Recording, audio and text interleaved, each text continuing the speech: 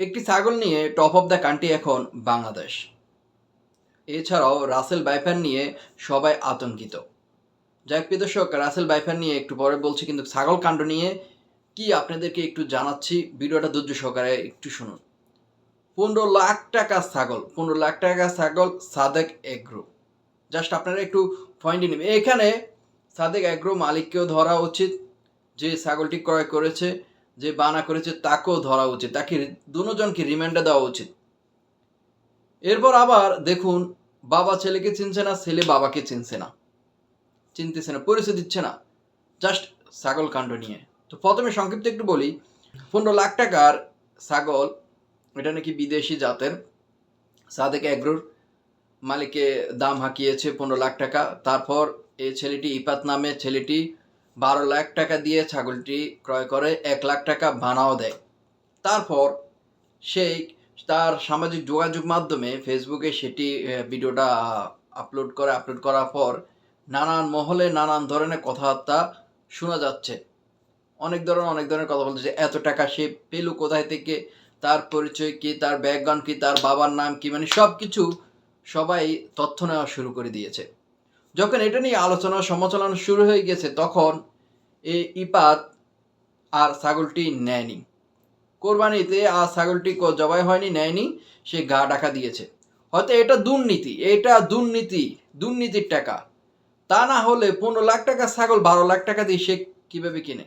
মানুষের টাকা, মানুষের হক মারে খাওয়ার টাকা, মানে দুর্নীতি, এক কথা দুর্নীতির টাকায় এটা যাচাই বাছাই করা দরকার। এখনো প্রশাসন এই ব্যাপারে কেন কথা বলছে না? মানুষ জানতে চায় এর পিছনে রহস্যটা কি।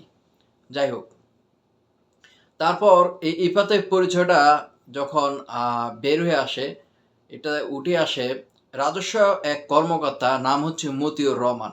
মতিউর রহমানের নামটা বারবার উঠে আসছে, কিন্তু এই মতিউর রহমান একটি টেলিভিশনের সাক্ষাৎকারে সে বলে যে ইফাত নামে কোনো ছেলে তার নেই, সে তাকে চিনেও না, ইফাত নামে ছেলেটাকে চিনেও না। কিন্তু এই ইফাতের ফেসবুক আইডি এবং ইনস্টাগ্রামে যখন আমরা ঘাটাঘাটি করে দেখতে পাই, তখন এই মতিউর রহমানের সাথে তার ছবি সামাজিক যোগাযোগ মাধ্যমে কিন্তু ছড়িয়ে পড়েছে, আপনারা দেখতে পেয়েছেন।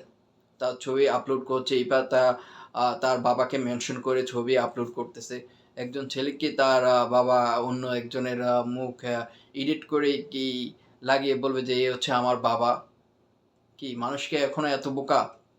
যাই হোক, এদিকে কিন্তু সময় টেলিভিশনে একটি শার্ট আমরা দেখতে পেয়েছি, প্রকাশ করেছেন এই ইফাত নাকি মতিউর রহমানের দ্বিতীয় পক্ষের সন্তান।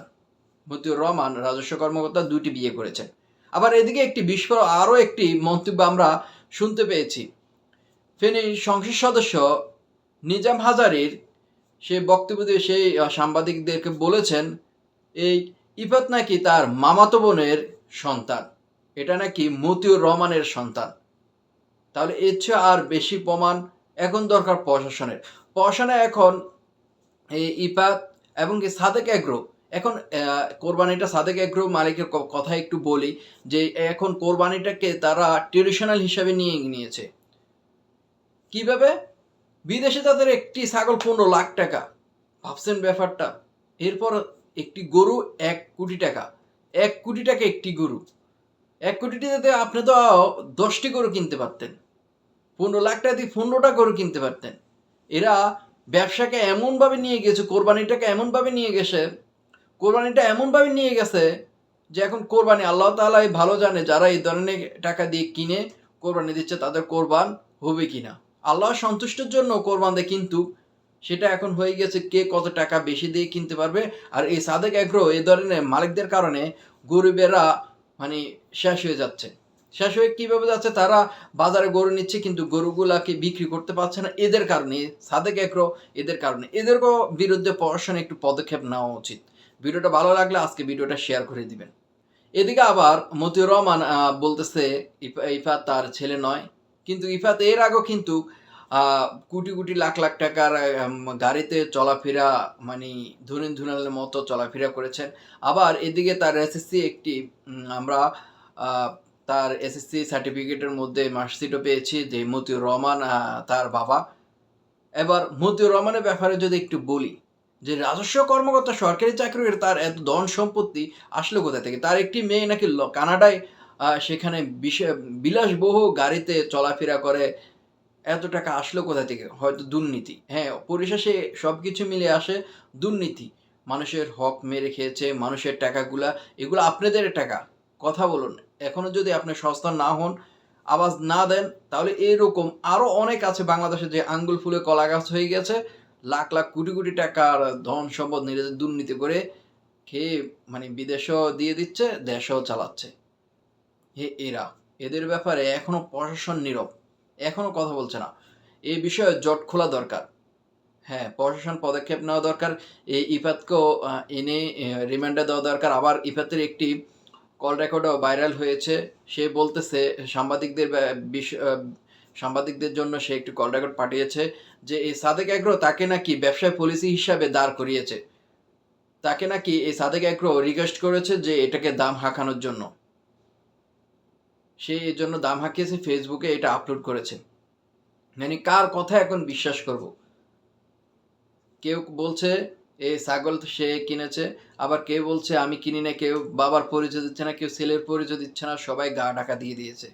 এখন মধ্যখানে জনগণের টাকা নিয়ে দুর্নীতির এই যারা এখন তো কোরবান দিচ্ছে, যারা যারা লাখ লাখ কোটি কোটি টাকা দিয়ে কোরবান দিচ্ছে, তাদের ব্যাপারে প্রশাসন একটু মানে দেখা দরকার। আগে তো কে কত টাকা দিয়ে কোরবান দিচ্ছে এইসব বিষয় নিয়ে দেখা ছিল না, কারণ প্রশাসন সহানুভূতি দেখা যায় যে কোরবান দিচ্ছে আল্লাহর সন্তুষ্টির জন্য। না, এখন তো সন্তুষ্টি নয়, এখন লোক দেখানো আর হচ্ছে দুর্নীতির টাকাগুলো নিয়ে মানে কোরবান দিচ্ছে কোটি কোটি লাখ লাখ টাকা দিয়ে। কোথায় থেকে উৎস, কোথায় থেকে? প্রশাসন একটু যাচা বাছা করা দরকার। এর আগে কিন্তু গত বছরের মতিউর রহমান ৬৯ লাখ টাকা দিয়ে নাকি কোরবান দিয়েছে। কোথায় থেকে আসে এত টাকা? শুধু মতিউর রহমান নয়, এরকম আরো অনেকে আছেন। তাদের বিষয় একটু দেখা উচিত। প্রশাসনের পদক্ষেপ চাই। এর বিষয়ে কি মানে সবার সামনে আসা দরকার। আপনারা কি বলেন? ভিডিওটা ভালো লাগলে অবশ্যই শেয়ার করে দিবেন। ধন্যবাদ সকলকে। আসসালামু আলাইকুম ওয়া রাহমাতুল্লাহি ওয়া বারাকাতুহু।